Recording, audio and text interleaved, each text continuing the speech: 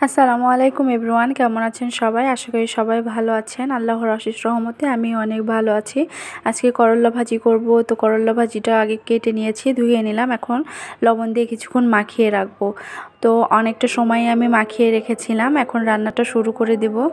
যে কোনো ভাজি ধুয়ে তারপরে লবণ দিয়ে কিছুক্ষণ মাখিয়ে রাখলে সেই ভাজিটা কিন্তু অনেক সুন্দর হয়, মচমচে হয়। তো এই তো ভাজিটা এখন তুলে দিলাম। মরিচ আর পেঁয়াজ কুচি আগে দিয়ে দিলাম তেলে, তারপর একটু নাড়াচাড়া করে ভাজিটাও দিয়ে দিলাম। আর আমার হাতে সময় থাকলে আমি সবসময় এভাবেই ভাজিটা করি, আগে একটু মাখিয়ে রেখে তারপরে ভাজিটাও রান্না শুরু করে দিই। তো এই তো ভাজিতে এখন অল্প পরিমাণ হলুদ গুঁড়া দিয়ে দিলাম। এখন লবণটাও খুব অল্প পরিমাণ দিয়েছিলাম, যেহেতু আগেই মাখিয়ে রেখেছিলাম, খুব বেশি লবণ আর দেওয়া লাগবে না। তো খুব অল্প পরিমাণ লবণ আমি এখানে দিয়ে দিয়েছিলাম। এখন ভাজিটা সুন্দর করে ভেজে নেব। আর আমি করলা ভাজি সবসময় একটু মচমচো করেই করি, না হলে আমার কাছে একটু বেশি তেতো লাগে। তো আজকে একটু মচমচো করেই করেছিলাম। আস্তে আস্তে লো হিটে অনেকটা সময় ধরে করলা ভাজিটা করতে হয়। অনেকটা সময় ধরে ভাজিটা করলে ভাজিটা অনেক মজা হয়। তো আমি খুব সময় নিয়েই ভাজিটা করছিলাম। এই তো আমার ভাজিটা প্রায় হয়ে গেছে, মচমচে হয়ে গেছে। ভাজিটা দেখেই কিন্তু বোঝা যাচ্ছে যে ভাজিটা হয়ে গেছে। তো এখন আমি নামিয়েও নিয়েছি। তারপরে আমি মাছ ভেজে নেব, আগে মাছ ভুনা করব। ফ্রিজে টমেটো আছে, অনেক দিন হয়ে গেল টমেটোগুলো তো অনেক বেশি পেকে যাচ্ছে, নষ্ট হয়ে যাচ্ছে। তো ভাবলাম যে মাছ ভুনা করি টমেটো দিয়ে। তো প্রথমে মাছটা আমি ভেজে নিলাম ভালোভাবে। এখন মাছটা আমার ভাজা কমপ্লিট। মাছটা ভুনা করার জন্য প্রথমে এখানে পেঁয়াজ কুচি দিয়ে দিলাম। তো আজকে আমি খুব বেশি পেঁয়াজ কুচি দিইনি, অল্প পরিমাণই দিয়েছিলাম। তো পেঁয়াজটা এখন ভালোভাবে নেড়ে চেড়ে নিয়ে এখন বাটা মশলা দিয়ে দিলাম এখানে।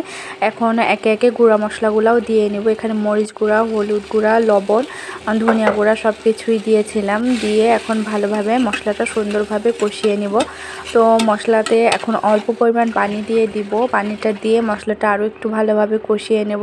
মশলাটা আমার প্রায় কষানো শেষ। এখন টমেটোগুলো দিয়ে দিলাম। টমেটোটা এখন ভালোভাবে কষিয়ে নিব। আর এইভাবে টমেটো দিয়ে মাছ ভুনা করলে অনেক বেশি কিন্তু মজা হয়। এইভাবে টমেটো দিয়ে মাছ ভুনা কে কে পছন্দ করেন অবশ্যই কমেন্টে জানাবেন। তো টমেটোটা আমি সুন্দরভাবে এখানে কষিয়ে নিচ্ছিলাম। এইভাবে কষাতে কষাতেই সেদ্ধ করে নিব। তো যেহেতু আলু আর করলা ভাজি করেছি, তো ভেবেছিলাম একটু ডালও রান্না করে নিব, কিন্তু সময় খুবই শর্ট ছিল। যদি এখন ডালটা রান্না করতে যাই তাহলে অনেক বেশি লেট হয়ে যাবে। তো ডালটা রান্না করা হলো না, এখানে আমি মাছটাই ভুনা করে নিচ্ছিলাম। তো এই তো টমেটোটা সিদ্ধ হয়ে গেছে। এখন ঝোলের পানি দিয়ে দিলাম। এখন ঝোলটা দিয়ে ভালোভাবে রান্নাটা করে নিব। তো এখানে একটু বেশি পরিমাণেই ঝোল দিচ্ছিলাম আমি, কারণ একটু ঝোল ঝোলই রাখবো, খুব বেশি ঘন গ্রেভি করব না। তো সেই জন্য একটু বেশি করেই ঝোলটা দিয়ে দিলাম।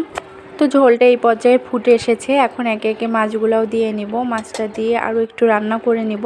তো রান্না প্রায় হওয়ার দিকে। তো এখন আমি জিরা গুঁড়াটা দিয়ে দিলাম। জিরা গুঁড়াটা দিয়ে তারপরে আর অল্পই একটু রান্না করে নিয়ে নামিয়ে ফেলবো।